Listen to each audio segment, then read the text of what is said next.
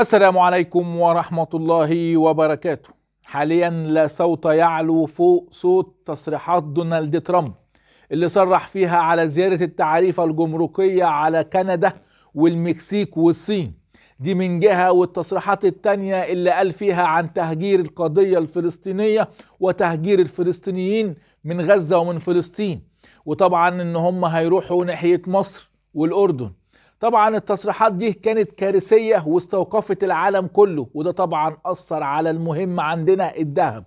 طبعا شفنا الذهب وصل لمستويات تاريخية عند ال 2870 دولار للأونصة، كل ده بسبب تصريحات ترامب. خد بالك ان الذهب في الاوقات اللي بيبقى فيها توترات جيوسياسية هو بيبقى الملاذ الآمن، وكمان بيبقى اوقات الحروب. هتقول لي ايه اللي جاب دخل الحروب دلوقتي؟ هقول لحضرتك مش شرط تكون الحروب بالدبابات والصواريخ، لا، خد بالك كمان ان ممكن تكون الحرب هي تجارية اقتصادية بحتة. الحرب دي ممكن تؤدي الى ارتفاع اسعار السلع بنسبة ودرجة مهولة. الفترة اللي جاية التصريحات دي هيكون ليها واقع وردة فعل، وخاصة بالتحديد بداية من يوم 10 فبراير اللي جاي.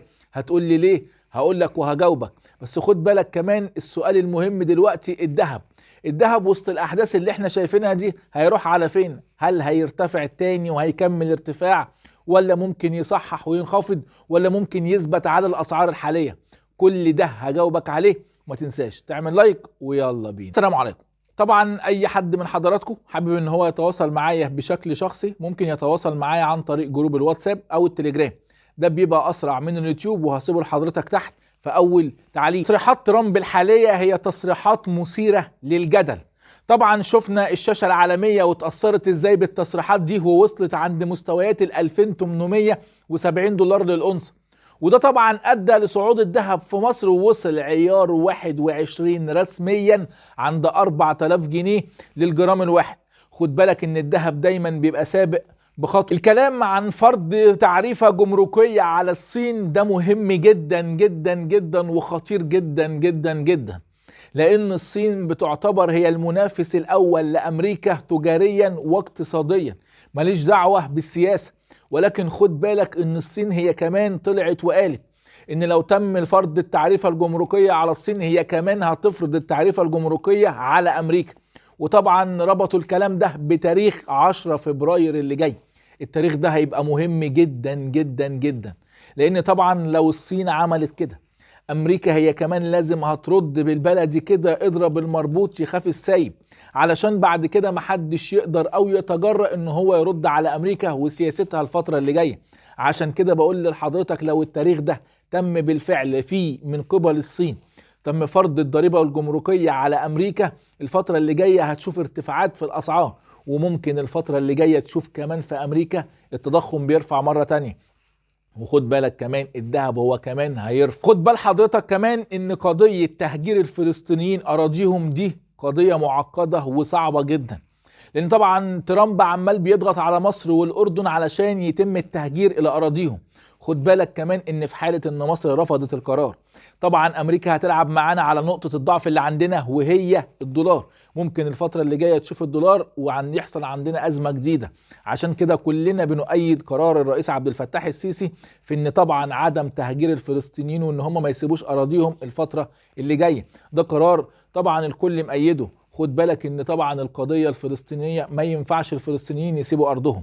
علشان كده الفترة اللي جاية ممكن تشوف الذهب والدولار هما الاتنين بيرفعوا. ما تقوليش بقى بينهم علاقة عكسية ولا علاقة طردية، لا، الفترة اللي جاية ممكن هما الاتنين بسبب الاحداث دي وتسارعها هما الاتنين يرفعوا. خد بالك كمان ان ممكن الشاشة تيجي عليها وقت وتفصل تماما عن البيانات. هتقولي البيانات الاقتصادية هيأثر فيها، هقول لحضرتك لا. هتقولي الدولار هيأثر فيها، هقول لحضرتك لا. خد بالك ان الفترة اللي جاية الذهب اول ما بيحصل احداث جيوسياسية مهمة الذهب بياخد لفوق وما بيرجعش ينزل ولا بيبص لورا تاني. خد بالك وعينك على الفترة اللي جاية لو حضرتك عايز تبيع او عايز تشتري. 200 سريعا كده حابب ان انا اقولهم لحضراتكم. طبعا الفترة اللي جاية ممكن نشوف مستويات ال 3000 دولار للأونصة، دي بقت طبعا مش بعيدة ولا صعبة، ده الفترة اللي جاية ممكن تشوفهم وفي خلال ايام. خد بالك ان لو حضرتك عايز تشتري ذهب ما تقعدش دلوقتي تتفرج وتقول لي هصحح ولا مش هيصحح ولا هينزل، لا. الفترة دي فترة صعبة التكهن فيها، اللي جاي غامض ومبهم. علشان كده لو حضرتك عايز تبيع ذهب الفترة اللي جاية، عايز تبيع في شهر 3 في شهر 4 في شهر 5 وعمال تسمع دلوقتي الحق بيع في التوقيت الحالي قبل الشاشة، ما تصحح الكلام ده غلط. بيع وقت ما حضرتك عايز الفلوس. يعني لو انت عايز الفلوس في شهر 3 بيع في شهر 3، عايزها في 4 بيع في شهر 4. سيبك من دلوقتي، لا يعلم الغيب الا الله، ولكن كل المؤشرات اللي حضرتك شايفها دلوقتي بتدعم صعود الذهب الفترة اللي جاية. ترامب مش هيجيبها للبر مع كل الدول، دلوقتي هو عمال يخبط في كل الدول وعمال يخبط في الشرق الاوسط. حوار تهجير الفلسطينيين ده حوار مش سهل. الفترة اللي جاية ممكن نشهد تغيرات في المنطقة كلها، لأن كله عينه على المخطط القديم، وهي إن نشوف الفترة اللي جاية المخطط اللي كانت أمريكا بتلعب عليه، وهي توزيع أو تغيير خريطة الشرق الأوسط.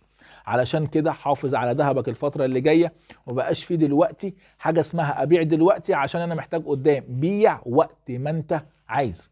في الأول وفي الآخر دي وجهة نظري، ومش بلزم أي حد من حضراتكم بيها. لو عجبك الفيديو ما تنساش تعمل اشتراك في القناة وتفعل زر الجرس عشان يجيلك كل جديد. واي حد من حضراتكم عنده اي استفسار سيبولي في الكومنتات وهرد عليه. سلام.